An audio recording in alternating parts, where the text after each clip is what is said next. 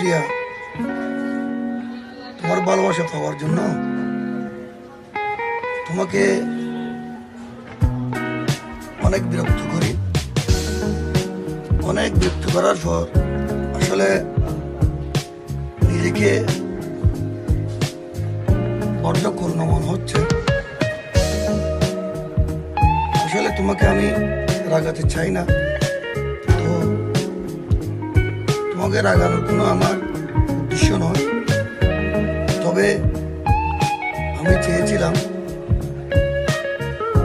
তোমার যে ব্যস্ত সময়টা আছে সেইখান থেকে আমার জন্য কিছু বরাদ্দ থাকুক,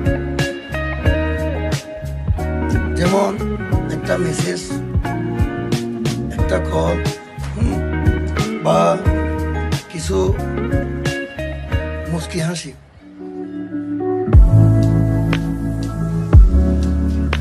তবে আমি জানতাম না যে আমার এই অস্থিরতা বা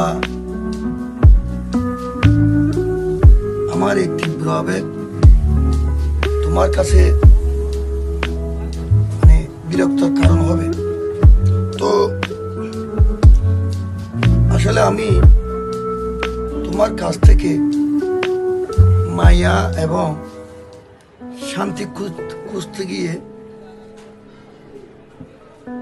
বিরক্তর পাত্রী হয়ে গেলাম। তো এসব এখন বুঝতে পারছি ভালোবাসা, শান্তি, মায়া, মহব্বত, আনন্দ এসব কিন্তু জোর করে হয় না, বা বারবার বিরক্তি করে এগুলো পাওয়া যায় না। হয়তো আমার অভাব বা অনুপস্থিতি ছিল তোমার জন্য বড়ই শান্তি। সেই কারণে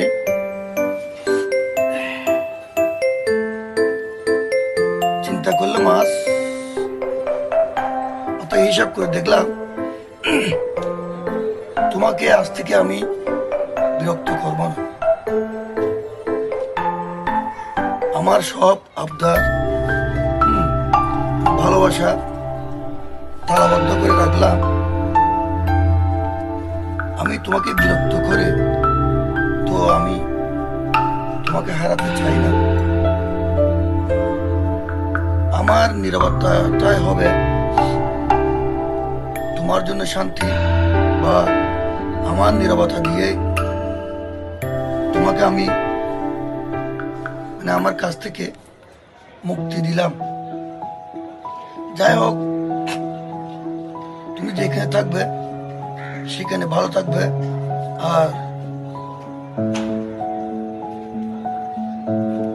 তোমার শরীরের প্রতি যত্ন নিবে। কারণ মানুষের সবসময় অসুখ, শারীরিক অসুখ হয়, সেই কারণে তোমার শরীরের প্রতি যত্ন নিবে।